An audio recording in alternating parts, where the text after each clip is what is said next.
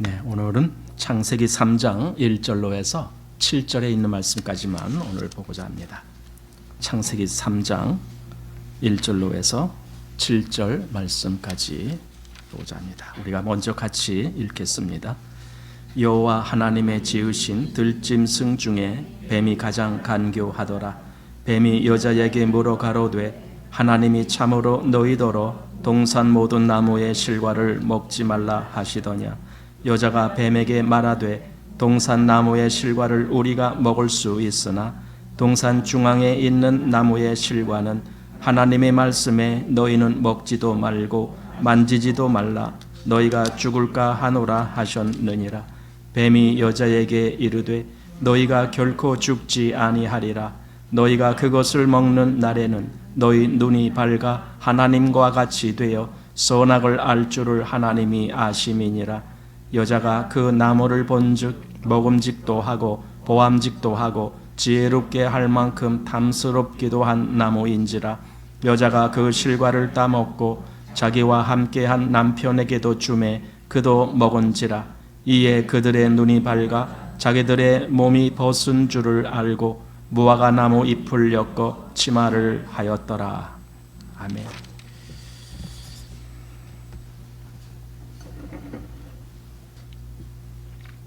네, 이제 창세기 3장 오늘부터 보게 되는데, 창세기 3장은 우리가 다 알고 있겠지만은 죄의 시작이 나옵니다. 죄의 기원이 나오고, 그래서 그로 말미암은 인류의 타락이 나오고, 그리고 그 문제에 대한 하나님의 대처 방법이 나옵니다.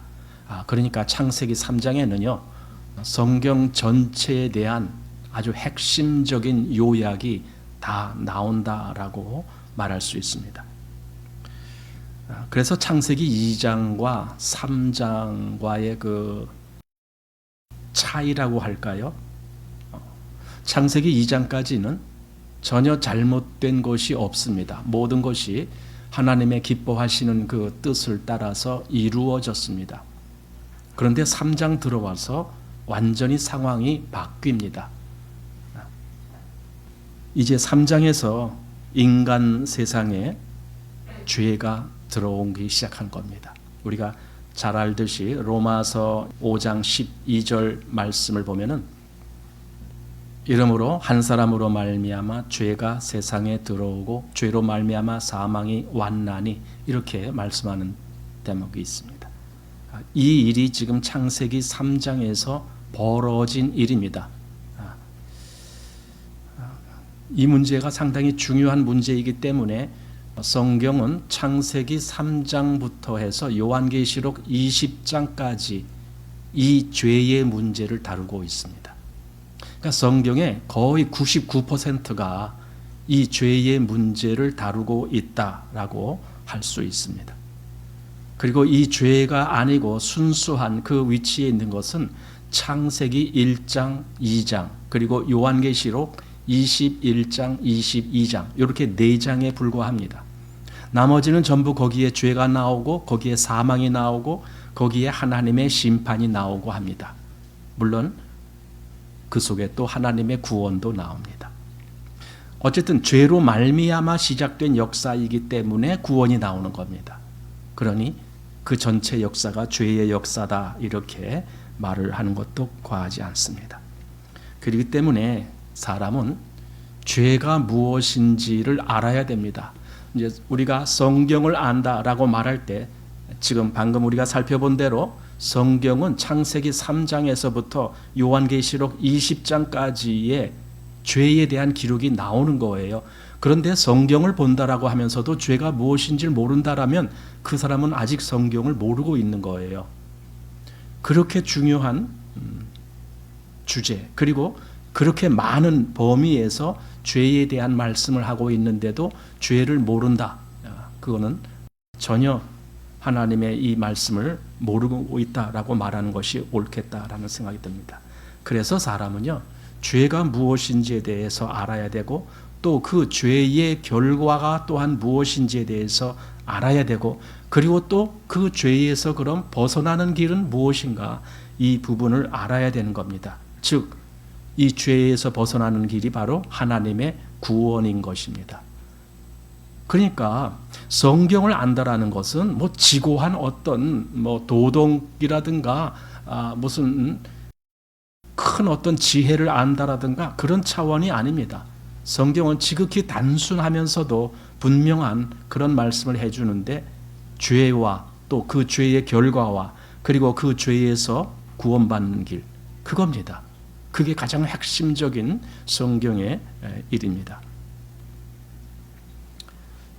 그래서 이 창세기 3장부터 요한계시록 20장까지 이 방대한 기록이 바로 이 창세기 3장에서 야기된 이 죄의 문제를 그걸 다루고 있는 것이고 또 그 죄의 문제에 대한 하나님의 대처 방법을 다루고 있는 것입니다. 그게 성경입니다. 그러니까 창세기 3장은 대단히 중요한 말씀이다라고 우리가 생각해야 됩니다. 그 창세기 3장에서 이 모든 것을 다 볼 수 있어야 됩니다. 죄와 죄의 결과와 그리고 하나님의 구원, 이 부분을 볼 수 있어야 됩니다. 자, 1절 말씀을 한번 보겠습니다. 1절에 여호와 하나님의 지으신 들짐승 중에 뱀이 가장 간교하더라. 뱀이 여자에게 물어 가로되 하나님이 참으로 너희더러 동산 모든 나무의 실과를 먹지 말라 하시더냐. 자, 창세기 3장은 첫 번째 절부터 뱀이 등장합니다. 뱀이 여자에게 하는 질문입니다. 왜 이런 일이 있었을까? 이제 왜 뱀은 여자에게 그런 질문을 할까? 사실 여기서 질문이다라고 말하지만은 이건 질문이 아닙니다. 우리가 보통 질문 그러면은 뭔가 내가 모르고 있는 것을 상대방으로 하여금 내가 알고 싶을 때 질문을 하거든요.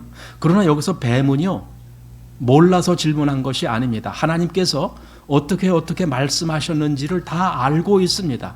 그리고 질문하는 겁니다. 그러니까 그 질문은 순수한 질문이 아니고 올감이다라고 말하는 것이 더 옳습니다. 가끔 우리 복음서에서 보면은 유대인들이 예수님에게 무슨 질문을 할 때도 그 올가미격인 질문을 하죠. 마치 예수님을 곤란하게 만들어서 대답 못하게 하고 싶은 그런 마음에서 질문을 하죠. 여기 뱀은 이 하와를 뭔가 넘어뜨리려는 계산을 가지고 그런 질문을 이제 하는 겁니다. 그래서 하나님이 참으로 너희더러 동산 모든 나무의 실과를 먹지 말라 하시더냐, 이렇게. 그 에덴에 어느 정도의 나무들이 있었는지 모르겠어요. 거기에 과실나무들이 얼마나 있었는지. 어쨌든 그 당시에 처음 아담과 하와는 특별히 그들이 농사 지을 필요도 없었고 먹는 것을 위해서 뭐 어디 헤매는 그런 필요도 없었습니다. 그 에덴에는 그 모든 것이 다 풍부했습니다. 그만큼 많은 나무들이 있었고 거기에 많은 다양한 과실나무들이 있었다라는 것을 짐작하게 합니다. 그러면은 생각해 보십시오. 하나님이 선악을 알게 하는 나무 실과를 먹지 말라 하셨을 때에 그 먹지 말라 한 실과는 단 하나입니다. 그 외에 그 수많은 나무 열매는 마음대로 임의로 먹되 그랬잖아요. 그렇게 할 수 있는 겁니다. 그러면은 정말 99%의 그 긍정적인 그런 조건을 말씀했고 단 하나 1%의 부정적인 것을 말씀했는데 뱀은 마치 그 하나 그것이 전체인 양 그렇게 부정적인 부분을 확대해서 여자에게 질문을 하는 겁니다. 그러니까 먹지 말라 하시더냐 이겁니다. 아니에요. 하나님 먼저 다 먹어라 이거예요. 다 먹어라. 단 요거 하나만 먹지 말라. 이렇게 말씀하셨는데 뱀은 다 먹지 말라 하셨느냐 하고 뭔가 굉장히 부정적인 내용을 부각시키면서 여자에게 그런 질문을 하는 것을 봅니다. 이 뱀이 성경에 보면은 이제 히브리어에 세 단어가 있어요. 뱀을 의미하는 단어가 세 단어인데 첫 번째로 사라프라고 하는 단어인데 이것은 아주 그 포악한 또 사나운 그런 성질을 강조할 때에 산화프라고 그렇게 말합니다. 또 타닌이라고 하는 그런 호칭이 있는데 이거는 아주 큰 그런 존재다라는 의미에서 그렇게 말합니다. 그 다음에 이제 나하쉬라고 하는 단어는 그 뱀의 성격을 의미하는 건데 아주 간교한 그런 성품을 말할 때 나하쉬라고도 말합니다. 여기 창세기 3장에 바로 나하쉬라는 단어로 기록이 되어 있습니다. 그 말은 곧 이 뱀이 그만큼 간교하게 하와를 미혹하는 그 성질을 다 드러낼 것이다 라는 것을 우리가 보게 됩니다. 자, 뱀이 왜 하필이면은 여자에게 가서 질문을 했을까요? 왜냐하면은 지금 하나님의 말씀을 듣고 그 모든 책임을 갖고 있는 사람은 아담이거든요. 그런데도 왜 뱀은 아담이 아니고 여자에게 가서 이런저런 질문을 하면서 여자를 유혹하고 있는가? 이겁니다. 그러니까 뱀이 아주 간교하기 때문에 이미 그 여자의 성품 또는 여자의 어떤 그 성격 뭐 이런 모든 것들을 다 파악하고 있었다라는 생각을 하게 됩니다. 그러니까 뱀이 엄청 간교하다라는 거죠. 왜냐하면은 여자를 선택해야 더 자기 일을 쉽게 성취할 수가 있다. 즉 여자가 꼬임에 더 쉽게 넘어올 수 있다라는 것을 이미 뱀이 간파한 것이죠. 남자보다 여자가 더 연약하다. 여기서 연약하다라는 그런 의미는 물론 신체적인 의미도 있겠지만은 정신적인 의미도 같이 포함되어 있습니다. 연약하다. 우리 베드로전서 3장 7절 말씀 여기 지금 보이잖아요. 한번 보십시오. 남편 된 자들아 이와 같이 지식을 따라 너희 아내와 동거하고 저는 더 연약한 그릇이요. 여기 연약한 그릇이다라고 말할 때 이게 단순히 육체를 얘기하는 거 아니에요. 그의 모든 정신적인 부분도 다 포함해서 하는 말입니다. 연약하다라는 말은 그만큼 뭔가 잘 넘어간다 그런 의미도 있습니다. 남의 말에 금방 이렇게 홀깃하는 그런 성품이 있다라는 것을 의미합니다. 처음에 창조될 때부터 첫 번째 여자인 하와 때부터 그랬습니다. 그래서 뱀이 하와를 노린 것입니다. 그걸 와서 지금 와서 그렇지 않아 뭐 연약하지 않아 그렇게 우길 필요는 없습니다. 그냥 성경에서 이렇게 말씀했구나. 그럼 그게 맞아. 그냥 이렇게 하면 됩니다. 여자는 더 연약한 존재구나. 그래서 사도 바울은요 여자가 뭔가를 배우려면 집에서 남편에게 배우라 그렇게 되어 있습니다. 자, 여기 동산 모든 나무 실과를 먹지 말라 하시더냐. 원문의 뜻은요 먹지 말라 한 것이 사실이냐 이제 이런 식으로 질문을 합니다. 그러니까 이것은요 먹지 말라라는 말을 꺼냈다라는 것조차 이미 하나님께서 아담에게 하신 말씀을 알고 있다라는 거죠. 뱀은 그 모든 것을 다 간파하고 있다라는 거죠. 거기에 무슨 먹느냐 먹지 않느냐라는 이런 말씀이 있었다라는 것을 이 사단은 이미 알고 있는 거죠. 그래서 그 질문을 한다라고 보는 겁니다.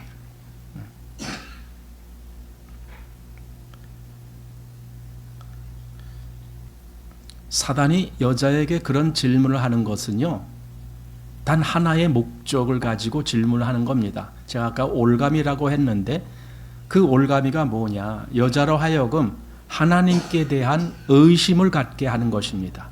그게 목적이에요. 의심은 정말 사단이 사람을 넘어뜨리기 위해서 그가 찾은 방법입니다. 하나님 앞에서 사람이 하나님을 의심하기 시작하면 이미 그는 마음에서 하나님을 떠나게 됩니다. 의심이라는 것이 바로 그런 겁니다. 인간과의 관계에서도 그렇죠.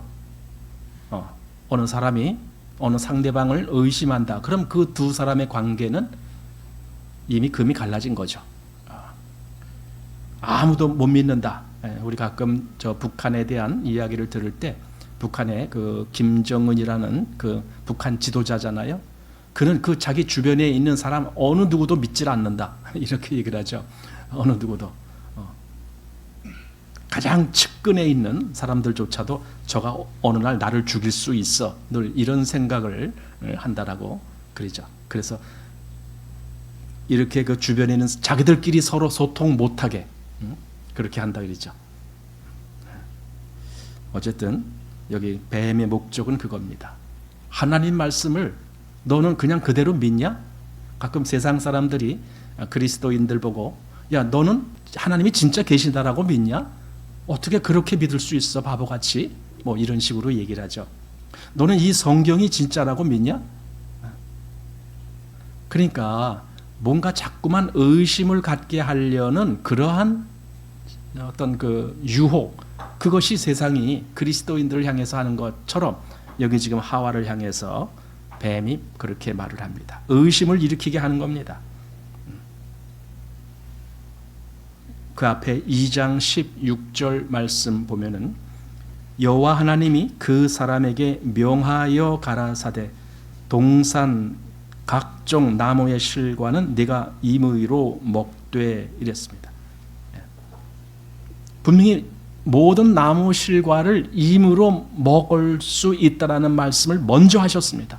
임의로 먹되, 그리고 단 하나 선악을 알게 하는 나무 실과 그것만 먹지 말아라, 이렇게 하셨던 겁니다. 그런데 임의로 먹으라라고 한 그 말은 이미 다 싹 빼버리고 하나님 먹지 말라 하셨느냐, 이 말씀만 강조해서 지금 뱀이 질문한 겁니다. 자, 그럼 여기서 또 하나 생각해 볼 수 있는 것은 하나님이 금한 것은 오직 선악을 알게 하는 나무라고 말씀했습니다. 그것만을 금했습니다. 그럼 그 동산에 있는 생명나무에 관해선 하나님이 금하시지 않았어요. 아담은 얼마든지 그 생명나무의 열매를 먹을 수 있는 기회가 있었던 겁니다. 그런데 하나님이 먹지 말란 그 나무 실과를 먹는 바람에 그 모든 에덴 동산 그 자체에서 쫓겨나는 그러한 결과가 오게 된 겁니다. 그 생명나무를 그때 놓쳐버렸습니다. 아담이. 그리고 아담의 후손 대대로 그 생명나무에 접근을 못하는 거죠.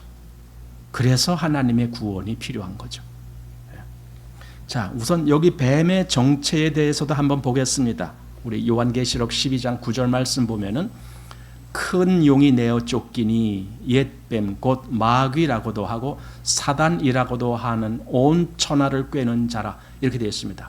여기 용, 큰 용, 그리고 그를 옛뱀, 굳이 그냥 뱀이 아니고 옛뱀이라고 말하는 걸로 봐서는 이것은 지금 창세기 3장에 나오는 그 뱀을 가리킨다라고 보게 됩니다. 그거 아니면은 특별히 성경에서 옛뱀이라고 할 만한 그 대상이 뭐 찾기가 쉽지 않아요. 그러니까 이 창세기 3장에 나타난 그 뱀을 옛뱀이라고 호칭한 것이다라고 우리가 생각할 수 있습니다. 그런데 그가 곧 마귀라고도 하지만 결국에는 그가 사단이다라는 겁니다. 그리고 그의 속성에 대해서 말씀하는데 온 천하를 꿰는 자라, 이게 사단의 속성입니다. 온 천하를 꿰갖고 결국은 온 천하로 하여금 자기 수하에 들어오게 만드는 겁니다. 자기가 온 천하의 대장 노릇을 하는 겁니다. 바로 이것이 현실적으로 이 세상의 모든 모습입니다. 그러니까 이 온 천하를 꿰는 그 일은 일시적으로 성공을 한 거죠. 왜냐하면 이 세상이 다 그렇게 됐으니까. 이 세상은 사단에게 종노릇하는 세상이니까. 그러니까 사단은 어느 면에서 성공을 한 그런 존재다. 물론 결과적으로 성공은 아니지만 한시적으로 성공을 했다라고 보게 됩니다. 자, 이제 오늘 본문 2절 또 3절 두 절 보겠습니다.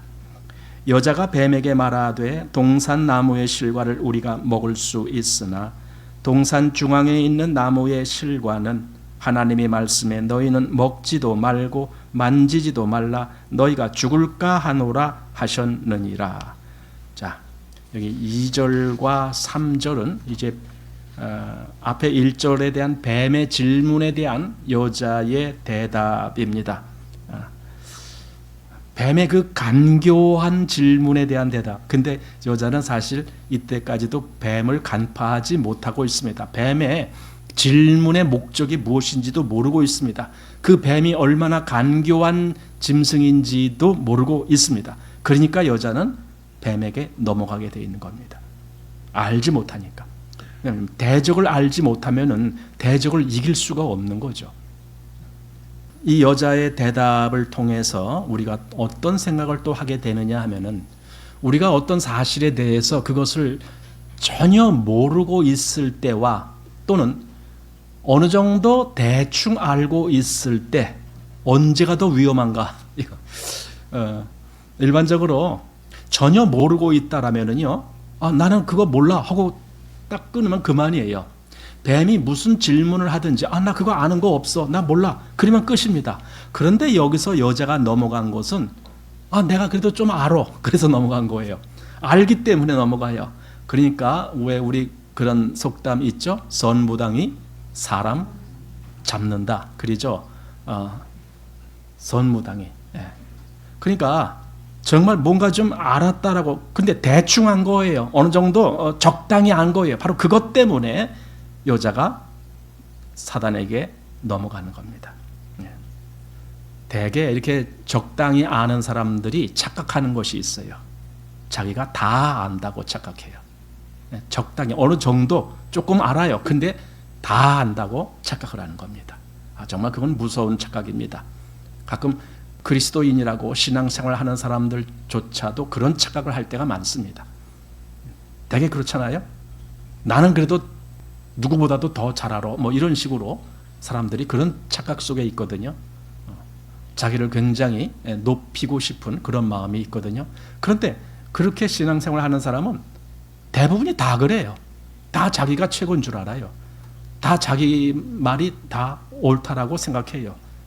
그래서 기독교인들은요, 늘 끼리끼리 다퉈요. 싸워요. 자기가 제일 옳다라고 생각하기 때문에. 그래서 진짜 온전히 아는, 우리 중에 누가 온전히 아는 사람이 있겠어요? 한번 생각해 보세요. 우리가 하나님을 알아요. 물론 알아요. 그러나 정말 하나님에 대해서 온전히 압니까? 다 압니까? 우리가? 하나님의 그 어떤 것에 대해서? 성경에 너는 내일 일을 자랑치 말라. 그 말이 뭐예요? 나는 내일에 어떤 일이 일어날지도 모르고 있는 존재예요. 그리스도인이라도 마찬가지예요. 내일 무슨 일이 일어날지 어떻게 알아요? 하나님은 이 세상의 끝날까지도 다 알고 계셔요. 나는 내일 일도 몰라요. 그럼 내가 어떻게 하나님을 다 안다라고 말할 수 있겠는가?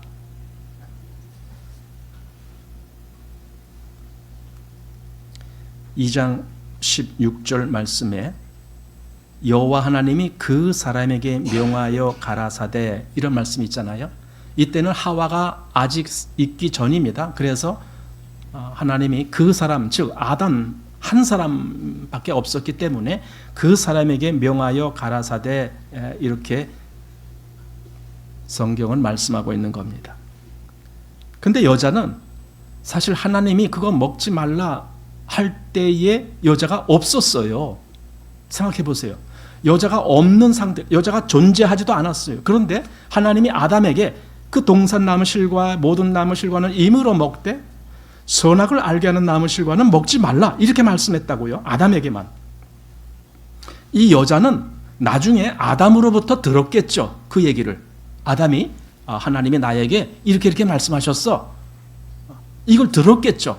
그러니까 그 하나님이 그렇게 말씀하실 때 사실은 여자가 없는 상태에서 말씀한 거라고요. 그러면은 이 여자가 정말 뭔가 자기를 우쭐대지 아니하고 뭔가 겸손하고 솔직한 마음을 가졌다라면은 뱀이 뭐 하나님이 참으로 너희더러 동산 모든 나무 실과 먹지 말라 하셨느냐라고 질문할 때, 그랬냐고 질문할 때 아마 이 여자가 이랬어야 더 옳아요.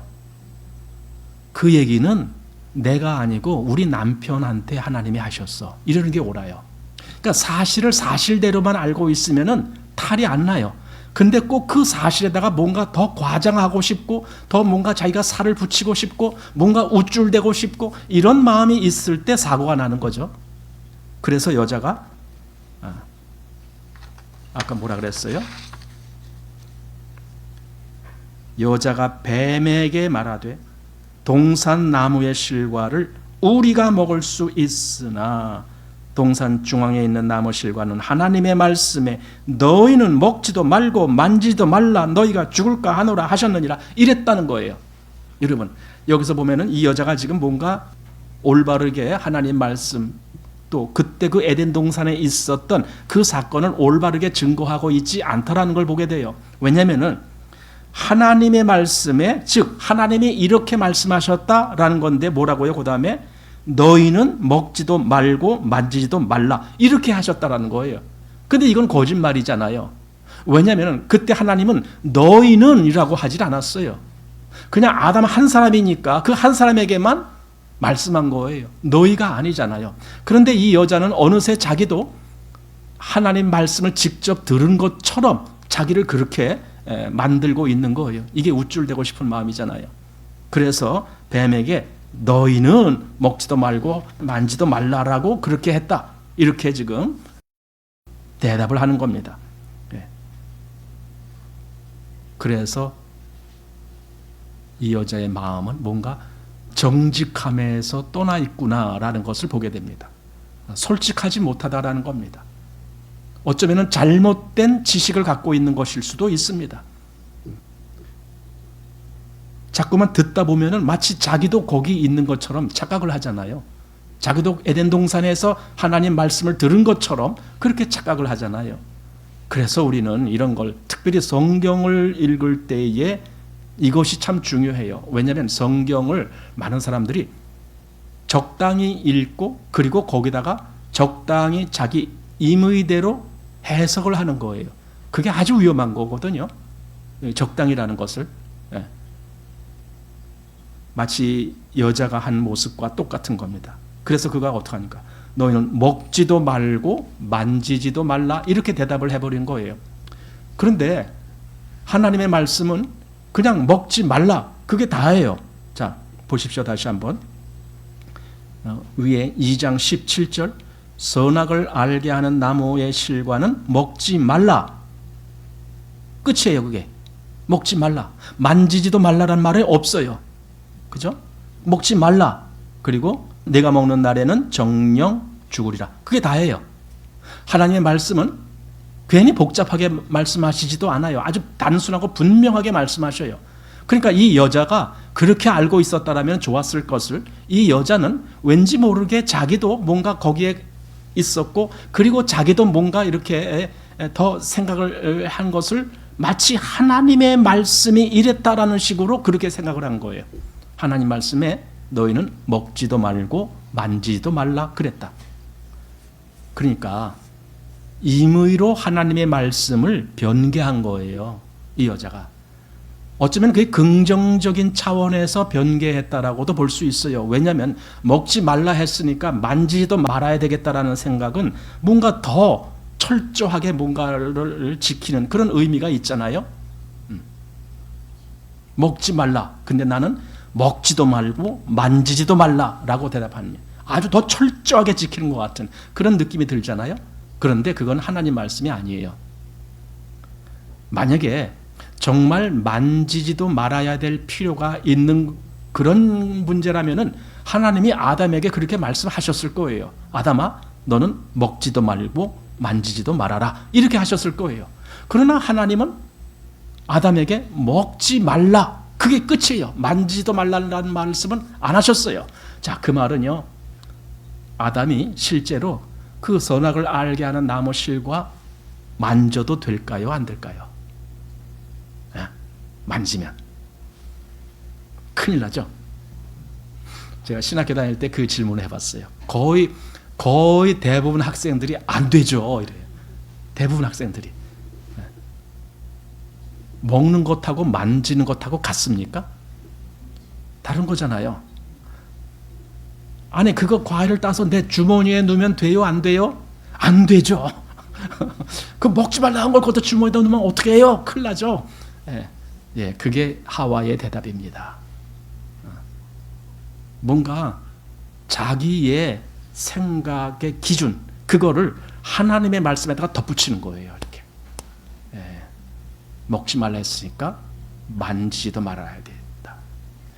뭔가 더 철저하게 지키는 것 같은 그 모습으로 대답을 한 겁니다. 그런데 문제는요, 그건 하나님을 뭐라고 할까, 이렇게 뭐 깎아내린다고 할까요? 하나님을 하나님으로 보지 못하는 거예요. 그게 하나님이 뭔가 좀 부족하신 하나님, 이렇게 생각하는 거예요. 하나님이 그때 만지지도 말라라는 말씀을 하셔야 되는 건데 하나님이 잠깐 깜빡하셨나 봐, 이거죠. 그러니까 내 생각에 하나님이 먹지도 말라라고 했지만 만지지도 말라라고도 한 거야, 이런 생각을 갖게 되는 거야. 그래서 그렇게 대답을 해버린 겁니다. 그리고 너희가 죽을까 하노라, 이런 말씀도, 그것도 하나님이 그렇게 안 하셨잖아요. 하나님 어떻게 말씀하셨어요? 정령 죽으리라. 여기 정령이란 단어는 절대적인 단어입니다. 이건 반드시 그렇다 이거예요. 그런데 여자가 너희가 죽을까 하노라 라는 말 속에는 이건 가능성의 의미를 담고 있는 단어입니다. 죽을까 하노라. 정령이란 단어와 죽을까 하노라라는 단어는 다른 겁니다. 하나는 100%를 의미하는 거고 하나는 뭐 50%가 됐든지 70%가 됐든지 뭔가 이런 확률적인 가능성을 의미하는 단어입니다. 그래서 죽을까 하노라, 이렇게 대답을 했습니다. 그러니까 이 여자가 결국은 하나님 말씀을 너무 만만하게 생각했어요. 자기 임의대로 이렇게 해석해도 되는 줄 알았어요. 그렇게 하고 살아요. 사실 그리스도인들도 그런 경우를 많이 봐요. 하나님의 말씀의 이 절대성에 대해서 아무런 신뢰도 확신도 없어요. 그냥 적당히 알고 적당히 생활하면, 적당히 교회 다니면, 적당히 설교 듣고, 적당히 담배 안 피고 술 안 먹으면, 뭐 이런 식으로만 생각해요. 그러면은 그게 그리스도인이라고 생각해요. 정말 그렇게 알기 때문에 하와처럼 사단의 밥이 되는 겁니다. 자, 4절, 5절, 2절 보겠습니다. 뱀의 말이 나옵니다. 뱀이 여자에게 이르되 너희가 결코 죽지 아니하리라. 너희가 그것을 먹는 날에는 너희 눈이 밝아 하나님과 같이 되어 선악을 알 줄을 하나님이 아심이니라. 뱀이 이렇게 말합니다. 너희가 결코 죽지 아니하리라. 여기서 결코라고 되어 있는 단어와 그 다음에 그 앞에서 2장 17절에서 하나님이 정령 죽으리라는 그 단어가 똑같은 단어예요. 정령이라는 단어, 여기서 결코 죽지 아니한다 단어, 이거 뭐냐면요, 절대적인 단어예요. 그러니까 여자는 죽을까 하노라 이렇게 대답을 했지만 뱀은 완전히 한술 더 떠서 아니야, 결코 죽지 않아. 그러니까 우리는 뭔가 부정적인 단어를 표현할 때는 이제 결코라는 단어로 결코 다음에는 뭐뭐하지 않아, 이렇게 부정적인 문장이 오거든요. 그러니까 그래서 결코라는 걸로 바뀌었지만은 정령이라는 단어와 똑같은 단어예요. 그러니까 이 뱀은 하나님의 이 절대적인 명령을 절대적인 거짓으로 바꾼 거예요. 뱀은. 그래서 뱀은 거짓의 아비예요. 그래서 완전히 하나님의 말씀을 거짓 것으로 바꿨기 때문에. 그리고 이 사단은요, 하나님의 절대 권위의 그 위치에다가 자신을 거기다 집어넣은 거예요. 왜? 자기가 지금 하와에게 그렇게 말하고 있잖아요. 결코 죽지 않아. 결코 죽지 않아. 마치 자기가 하나님이라도 된 양, 하나님이 전에 아담에게 말씀하시는 것 같은 그런 위치에서 이 여자에게 그렇게 말하는 거예요. 아니야, 너희가 절대로 죽지 않아. 이렇게 말하는 거예요. 근데도 여자는 분별을 못하는 거죠. 왜냐하면 이미 여자의 마음속에는 하나님에 대한 확실한 믿음이 없어졌기 때문에. 지금 뭔가 의심을 하고 있잖아요. 의심. 요한복음 8장 44절 보십시오. 너희는 너희 아비 마귀에게서 났으니 너희 아비의 욕심을 너희도 행하고자 하느니라. 저는 처음부터 살인한 자여 진리가 그 속에 없으므로 진리에 서지 못하고 거짓을 말할 때마다 제 것으로 말하나니 이는 저가 거짓말장이요 거짓의 아비가 되었음이니라. 여기 너희 아비 마귀, 아까 그 마귀가 결국 사단을 얘기하는 건데 그가 누구냐? 여기 마지막 보니까 거짓말장이, 그는 입만 열만 거짓말을 한다, 뭐 그런 얘기 있잖아요. 저는 그래요. 우리가 이 세상을 볼 때에 다른 것은 모르더라도요, 거짓은 분별할 수 있어야 돼요. 사실과 거짓을 분별해야 돼요. 왜냐하면 모든 거짓은 사단으로부터 나왔기 때문에 그래요. 복음을 뭔가 이렇게 약간 변개시켜 갖고 거짓 복음을 전파한다. 그건 사단의 수책이란 말이죠. 그러니까 저가 거짓말장이요. 그리고 거짓의 아비, 여기 거짓의 아비란 말은 모든 거짓을 계속 생산해내는, 이 세상을 전부 거짓으로 물들게 한 그러한 장본인이 바로 사단이다라는 겁니다. 또 요한일서 2장 21절에도 내가 너희에게 쓴 것은 너희가 진리를 알지 못함이 아니라 너희가 알물 인함이요 또 모든 거짓은 진리에서 나지 않음을 인함이니라. 모든 거짓은 진리로부터 나온 게 아니야. 그럼 뭐예요? 진리가 아니고 비진리로부터 나왔어. 거짓으로부터 나왔어. 바로 사단으로부터 나왔어. 그 얘기를 지금 해주고 있는 겁니다. 그래서 사단이 여기 저가 거짓말장이고 그리고 거짓의 아비가 되었기 때문에 사단에게 속한 자들은 다 거짓으로 가게 돼 있어요. 그들의 인생 자체가 거짓이에요. 무엇을 위해서 사는가? 없어질 것을, 썩어질 것을 위해서 살잖아요. 그럼 그 인생이 거짓된 거예요. 왜 영원한 것을 위해서 살지 못하느냐고요. 그러나 그 인생이 거짓로 갔기 때문에 그렇습니다. 그래서 그리스도인들이 이 세상을 보는 기준에서, 물론 우리가 세상에 굳이 다 옳다 그르다 참여하고 세상의 판단자로 그렇게 나설 필요는 없어요. 그렇지만은 세상의 거짓이 무엇인지는 분별해야 돼요. 그건 거짓이다 이거죠. 거짓을 거짓이라고 말 안 하면은 그거 죄예요. 레위기 5장 1절에 그랬어요. 증인이 돼 갖고 자기가 본 것, 아는 것, 그걸 진술치 아니하면은 그것이 죄라고 말씀하고 있거든요. 그러니까 세상이 거짓은 거짓이다라고 말할 수 있어야 돼요.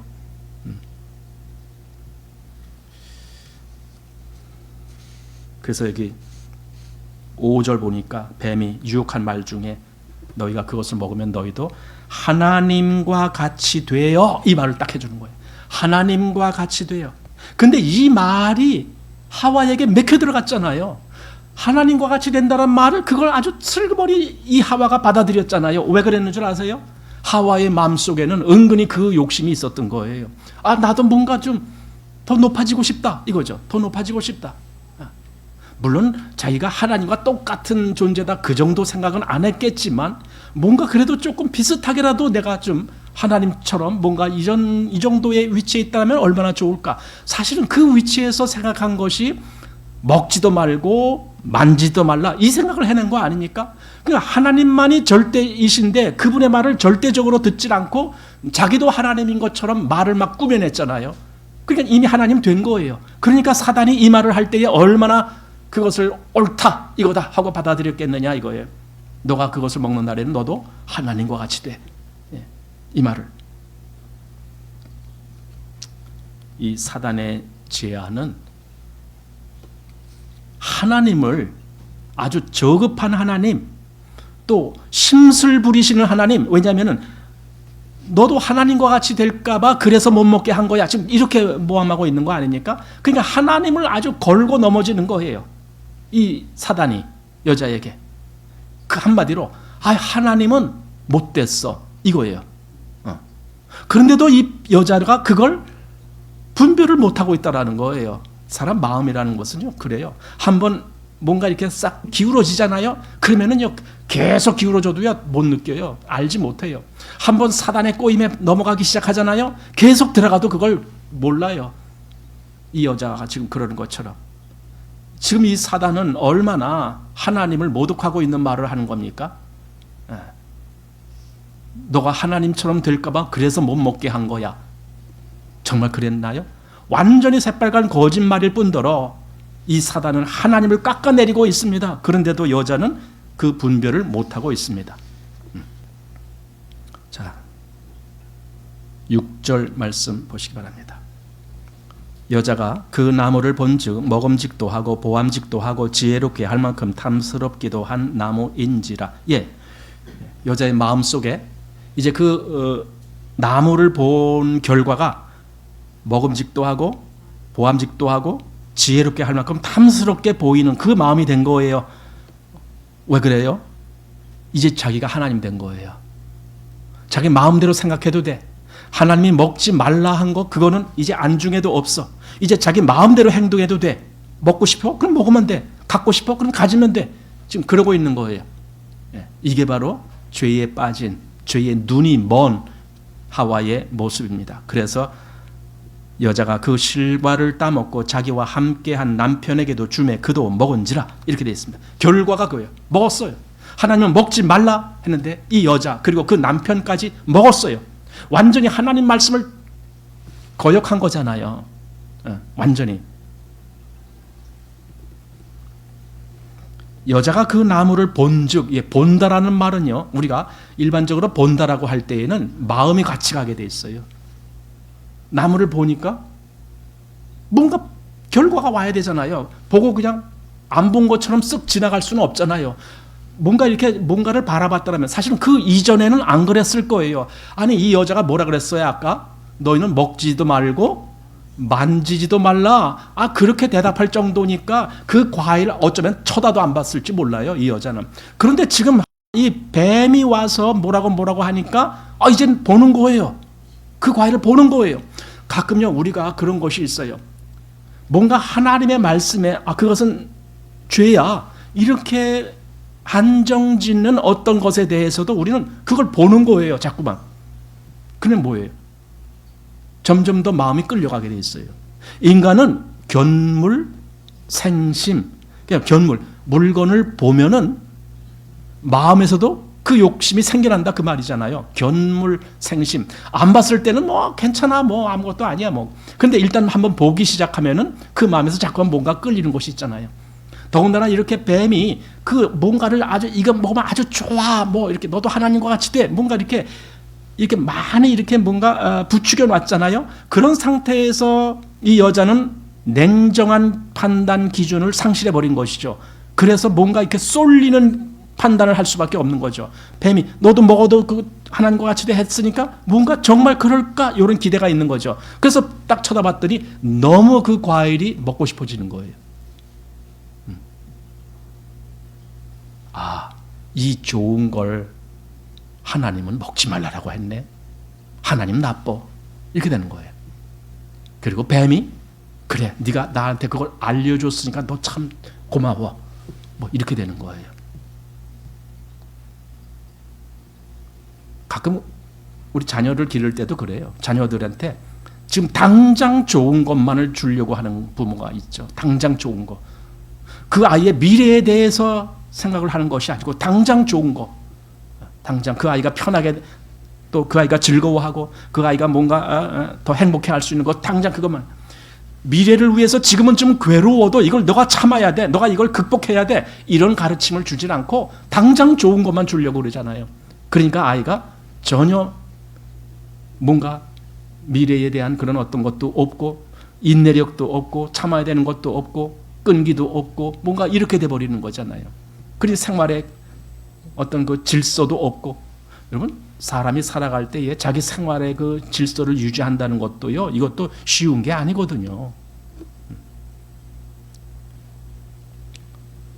그래서 여자가 그것을 보니까 먹음직도 하고 보암직도 하고 지혜롭게 할 만큼 탐스럽기도 한 나무인지라. 그 대상 즉 선악을 알게 하는 나무는요 전혀 변하지 않았어요.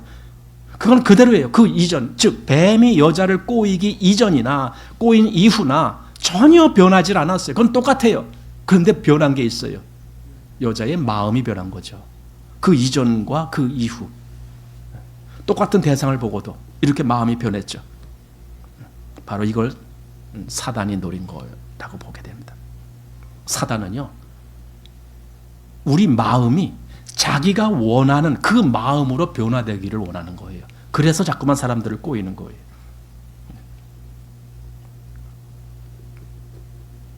그리고 여자는 자기만 따먹고 다 끝난 것이 아니고 자기와 함께한 남편에게도 주매 그도 먹은지라 이렇게 되어 있습니다. 그래서 여기 창세기 3장 17절 말씀을 미리 보면은 하나님이 아담에게 이렇게 말씀하십니다. 아담에게 이르시되 네가 네 아내의 말을 듣고 내가 너더러 먹지 말라 한 나무 실과를 먹었은즉 이거예요. 창세기 2장에서는요. 하나님이 말씀을 하셨잖아요. 그 말은 아담아 너는 내 말을 들어야 돼. 이거예요. 너는 내 말을 들어. 그래야 돼. 그런데 지금 창세기 3장에 와서는 너는 네 아내의 말을 들었어. 다시 말해서 내 말을 안 들었어. 그거예요. 내 말을 안 듣고 네 아내의 말을 들어버렸어. 아내가 먹으라고 주니까 그냥 그대로 먹었어. 사실 그게 죄거든요. 하나님 말씀을 듣지 않은 그 상태가 그게 죄거든요.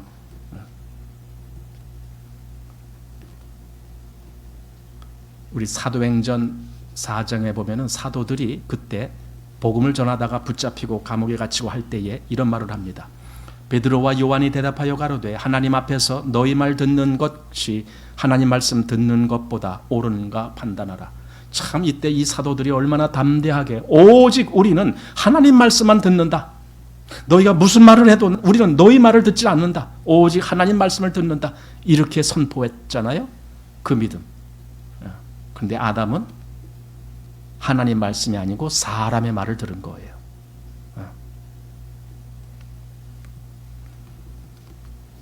이것이 죄의 시작이에요.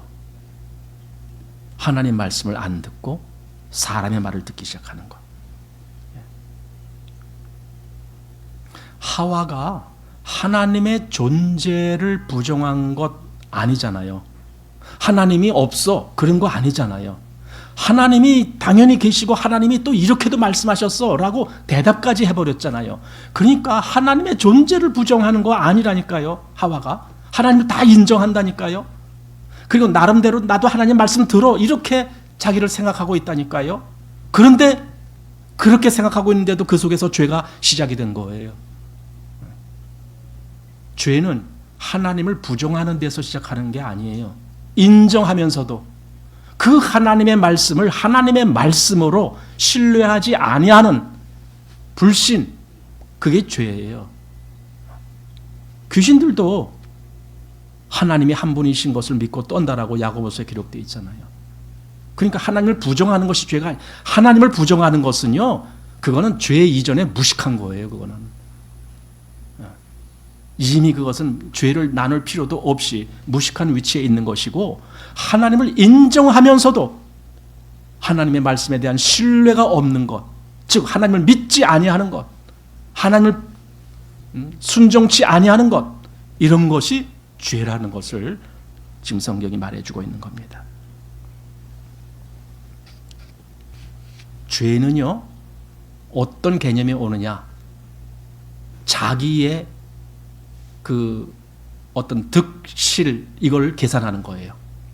여자가 그 나무를 본즉 먹음직도 하고 보암직도 하고 지혜롭게 할 만큼 탐스럽다. 그거 누구에게 유익하다라는 거예요? 자기에게. 그걸 사람들은 이제 원하게 된 거예요. 그걸 추구하게 된 겁니다. 자기에게, 그러니까 하나님 중심이 아니고 자기 중심으로 마음이 바뀌어버린 거예요. 믿음은 이런 생각을 하는 거예요. 정말 하나님의 이름에 영광을 돌리는 일이 무엇일까? 이 생각을 하게 되는 거예요. 너희는 먼저 그의 나라와 그의 의를 구하라. 그 생각을 먼저 하는 거예요. 이게 믿음의 생각이에요. 그러나 불신의 생각은 항상 자기가 먼저예요. 저게 나한테 유익할까? 저게 나를 좀 지혜롭게 할까? 나를 좀 높여줄 수 있을까? 나의 영광을 드러나게 할 수 있을까? 내가 잘 될까? 내가 부자 될까? 전부 이 생각을 하게 되는 거예요. 나 이렇게. 그게 죄의 생각입니다. 그래서 마태복음 6장 33절, 너희는 먼저 그의 나라와 그의 의를 구하라, 이렇게 되어 있는 거예요. 하나님의 나라를 먼저 구해라. 즉 그걸 생각하고 그걸 너 마음의 중심에 둬라, 이건데 사람들은 그 길을 벗어나는 거죠. 자, 7절 말씀 보십시오. 이에 그들의 눈이 밝아 자기들의 몸이 벗은 줄을 알고 무화과 나무 잎을 엮고 치마를 하였더라. 이제 벗은 줄을 알고, 알게 됐다는 말이 뭡니까? 인식하게 됐다는 뜻입니다. 전에도 벌거벗었죠. 그러나 그때는 그걸 인식하지도 않았어요. 이 앞에서 창세기 2장 마지막 절에 그랬잖아요.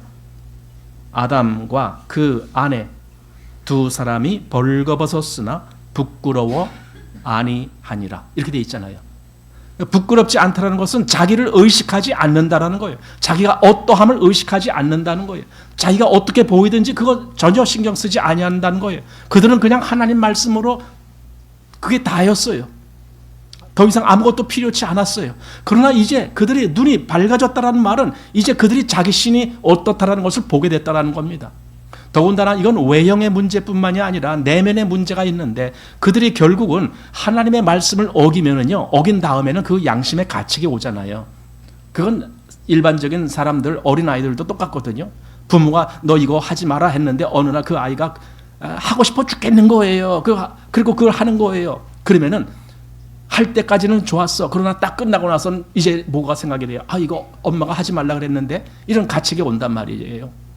아담과 하와가 하나님 먹지 말라는 나무 실과를 먹고 딱 보니까 이제 그게 온 거예요. 양심이라는 것이 역사하기 시작하는 거예요. 너는 지금 하나님의 말씀을 어긴 거야. 예, 하나님의 말씀을 어긴 거야. 그 양심이 온 거죠. 그러니까 그들이 자기들의 몸이 벗은 줄 알았다. 즉 눈이 뭔가 이렇게 좀 밝아졌다. 그런 뜻이겠죠. 그러면 뭐 하냐고요. 이미 그들은 죄인이 됐는데, 이미 그들은 하나님을 어긴 자들이 됐는데, 자기들이 선을 행할 수 있는 아무런 능력이 없다는 걸, 그걸 아는 것이 오히려 고통 아닙니까? 그 이전에는 자기들이 선을 할 수 있는지 없는지 신경도 안 썼어요. 그렇잖아요? 그러나 이제 뱀이 와서 그들의 너희 눈이 밝아져서 이렇게 해서 진짜 먹었더니 눈이 밝아졌는데 결국 밝아진 눈으로 뭘 보는 거예요? 자기들이 하나님을 거역했다는 걸 보는 거예요. 그래서 죄의식이 더 역사하기 시작한 거예요. 그게 양심의 작용이라는 거거든요. 선을 행할 능력이 아무것도 없다라는 자신을 보게 되는 거예요. 하나님 앞에서의 자기들의 잘못을 보게 된 거예요. 그래서 결국은 자신을 수치로 여기기 시작하는 것이고, 그 결과 무화과 나무 잎을 엮고 치마를 하게 되는 거예요. 그 뭡니까? 자기를 감추고 싶은 거죠. 사람은 자신의 부끄러움을 다른 사람이 보는 것을 허용할 수가 없죠. 감춰야죠. 어떻게 해서든지 감춰야죠. 자기의 어떤 선, 자기가 뭔가 잘한 것, 영광스러운 것, 왜 그런 거라면 얼마든지 드러낼 수가 있겠죠. 그러나 인간이 자기를 솔직하게 본다라면은 자기 속에는 얼마나 악한 것들이, 얼마나 죄된 것들이, 거짓이 판치고 있는지를 보게 되거든요. 그러니까 자기를 가리는 거예요. 자꾸 숨기는 거예요. 그게 바로 종교라는 거예요. 종교는 자기를 꾸미는 거예요. 여러분, 종교는 거룩한 게 아니에요. 종교는 자기를 꾸미는 거예요. 뭔가 자기를 덮을 수 있는 그 구실거리를 찾는 거예요. 아, 이렇게 하면 되겠습니까? 아, 저렇게 하면 되겠습니까? 아, 그렇게 하면 내가 지옥 안 가겠습니까? 이게 전부 종교라는 거예요. 자기를 미화시키려는 것. 무슨 선행을 하면 되겠습니까? 무슨 도덕적인 뭔가 잘한 것, 또는 내가 무슨 열심을 내서 뭘 하면 되겠습니까? 내가 무슨 고행을 하면 되겠습니까? 내가 이렇게 도를 닦는 수행을 하면 또 되겠습니까? 이런 모든 것 다 종교 생활인데 결국 뭐예요? 자기를 꾸미는 거예요. 자기 수치를 덮으려고. 자기 수치에 대한 개념이 없는 사람이라면 자기를 꾸밀 생각을 할 필요가 없잖아요. 그런데 왜 자기를 꾸밉니까? 자기 수치된 것이 드러나는 것을 싫어하기 때문에. 그래서 종교는 자기를 가리우는 그 수단일 뿐입니다. 그래서 우리가 하나님을 믿는 이 참된 신앙은 이건 종교가 아니에요. 이건 종교 차원에 있는 것이 아니에요. 이거는 하나님을 알고 그 아는 그 길로 가는 거예요. 그걸 우리가 기독교적인 신앙이라고 말하는 거예요. 자, 이제 여기서 우리가 한 가지 질문을 갖게 돼요. 아니, 하나님이 이렇게 아담과 하와가 죄를 범하게 될 거를 아셨을까요? 모르셨을까요? 우리가 하나님을 전능하신 하나님, 그래요. 그 전지란 말은 모든 것을 다 아신다고요. 그것이 지난 다음에 아는 것이 아니라 미리 다 끝까지 알파와 오메가 처음부터 끝을 다 보시는 하나님이시라고요. 아담이 이렇게 범죄될 것 다 아셨다고요. 그런데 왜 그렇게 선악을 알게 하나? 그걸 안 만들었으면 좋잖아요. 우리는 그렇게 생각하거든요. 사람들이 그렇게 질문해요. 그거 없었으면 좋았을 거 아닙니까? 왜 그걸 만들어 갖고 아담이 범죄하게 만듭니까? 그걸 다 미리 아셨으면서 뱀이 와서 유혹하고 그래서 결국 아담이 하와가 주는 거 먹을 것도 아셨으면서도 왜 그 선악을 알게 하는 나무를 잊게 하셨습니까? 라고 질문을 하거든요. 정말 하나님은 모든 것을 다 아셨어요. 여기 고린도전서 2장 7절 보면은 오직 비밀한 가운데 있는 하나님의 지혜를 말하는 것이니 곧 감추었던 것인데 하나님이 우리의 영광을 위하사 만세 전에 미리 정하신 것이라. 이 만세 전에, 아예 창세 전에 미리 이 그리스도로 말미암아 되어질 모든 영광스러운 일을 다 정하셨다고요. 그러니 아담이 범죄할 것도 미리 다 아셨다라는 거예요. 그걸 하나님이 그 아담의 타락할 것을 미리 아셨다고요. 근데 왜 막지 않고 허락을 하셨는가? 뱀이 와서 하와를 꼬일 때 왜 막지 않고 그냥 놔두셨는가? 하나님의 의도가 무엇인가? 왜 그러셨는가? 이거예요. 여러분, 하나님은 그 일로 인해서 하나님이 손해볼 것 같잖아요. 하나님의 모든 최종적인 목적이 흡입하고 뭔가 목적이 이루어지지 않으면 하나님이 뭔가 손해보는 거 아닙니까? 그러나 하나님은 과연 그러실까요? 하나님의 의도가 무엇이었을까? 왜 뱀이 나오는 걸 놔두시고, 왜 여자가 그 꼬임에 넘어가는 걸 보고도 그냥 놔두시고, 왜 아담이 그 열매를 먹는 것을 보고도 그냥 놔두셨을까? 왜 그랬을까? 하나님의 일이 이루어지기 위해서 그래요. 여기 이제 중요한 걸 좀 우리 한번 생각해 보았으면 좋겠습니다. 인간이 죄를 알지 못한다면은 그리스도를 필요로 할까요? 그리스도란 말은 구원자란 뜻이거든요. 인간이 죄를 모를 때는 그리스도도 필요 없어요. 그죠? 그건 다시 말하면 하나님의 구원 역사가 필요 없다라는 거예요. 인간이 죄를 모른다라면 창세기 1장, 2장, 그리고 요한계시록 21장, 22장 그러면 끝이에요. 성경이 이렇게 많을 필요도 없어요. 요한계시록에 궁극적인 그 하나님의 목적이 나오는데 거기에 뭐가 나오냐면요, 이 구속받은 하나님의 백성들로 인해서 그 하나님의 영광에 참여하고 거기서 영원토록 하나님과 그 어린 양을 찬양하는 그 일을 하나님이 목적하셨다고요. 계획하셨다고요. 구원받은 성도로 하나님의 영광에 참여하는 그 역사를, 그걸 하나님이 계획하셨다고요. 그런데 만일 이런 죄의 역사가 없다라면 과연 그 일이 가능할까요? 무엇 때문에 그리스도를 찬양하고 무엇 때문에 하나님을 찬양해요? 이유를 몰라요. 여러분, 우리는 왜 하나님을 찬양하는 겁니까? 왜 우리는 이렇게 찬송가도 부르고 합니까? 이유가 뭡니까? 하나님이 나를 구원하셨기 때문에. 내가 이렇게 큰 죄인임에도 불구하고 하나님이 그 내 죄를 씻어 주시기 위해서 그 아들을 보내셨기 때문에, 이런 모든 하나님의 역사가 있기 때문에 나는 그 하나님의 역사에 너무 감사하고 하나님의 역사에 정말 내 온 마음으로 찬양하고 싶은 마음이 생겨서 찬송을 하는 거예요. 그런데 정말 이런 사건이, 즉 하나님이 나를 구원하시는 사건이 없었다면 내가 왜 하나님을 찬송해야 됩니까? 사실은 그 이유를 잘 몰라요. 그죠? 그러니까 하나님의 궁극적인 그 목적이 그게 그대로 성취되지 않는다 그 말이에요. 오히려 죄의 역사가 들어온 것이 하나님의 목적을 위해서 더 잘된 거죠. 왜냐하면 하나님의 확실한 구원 역사로 인해서 사람들이 뭘 알게 돼요? 하나님의 사랑을 알게 되는 거잖아요. 하나님이 날 사랑하셨어. 내가 죄인으로 이렇게 떨어지고 타락한 그런 경험이 없다라면 하나님이 날 사랑하셨는지 안 했는지 뭘로 알 거예요? 없어요. 사실 하나님의 사랑은 로마서 5장에 있는 말씀대로 하나님의 그 아들 독생자를 보내셔서 우리가 아직 죄인 되었을 때에 그가 그 죄인된 우리를 위해서 죽으신 그 사건으로 인해서 하나님이 우리를 향한 자기의 사랑을 확증하셨느니라 그러잖아요. 거기서 사랑을 느낀다고요. 우리는 그렇게 사랑을 발견하는 거예요. 하나님이 나를 이렇게 사랑하셨군요. 그런데 내가 죄인 된 역사도 없고, 그러니까 아담이 타락하지 않았으면 우리도 굳이 죄에 안 빠졌을지도 모르죠. 그랬다면 우리가 어떤 수로 하나님이 날 사랑하셨다는 걸 알 수 있겠느냐. 이게 좀 미지수가 되죠. 그러나 우리가 죄인이 됐는데 어느 날 하나님이 우리를 위해서 그 아들을 보내셔서 죽음으로써 우리를 살리셨다라는 그 사실을 볼 때에 뭘 느끼게 되는 거예요. 하나님이 세상을 이처럼 사랑하셨구나. 이처럼 사랑하셨구나. 그걸 느끼게 되잖아요. 그래서 찬송이 저절로 나오는 거잖아요. 그러니까 그 역사를 그걸 목적으로 삼으셨기 때문에 이 죄의 역사가 오히려 하나님의 역사 전체에 있어서는 그게 맞는 거예요. 그 길이. 그래서 하나님이 미리 아셨다고 할지라도 굳이 그걸 마다하시지 아니하시고 그대로 되게끔 역사하신 거예요. 그래서 오히려 그것이 하나님의 영광을 드러내는 그 역사가 있게끔 하신 거예요. 107편 시편 107편 8절에 이렇게 되어 있어요. 여호와의 인자하심과 인생에게 행하신 기이한 일을 인하여 그를 찬송할지로다. 여러분, 찬송이 어떻게 나오는가?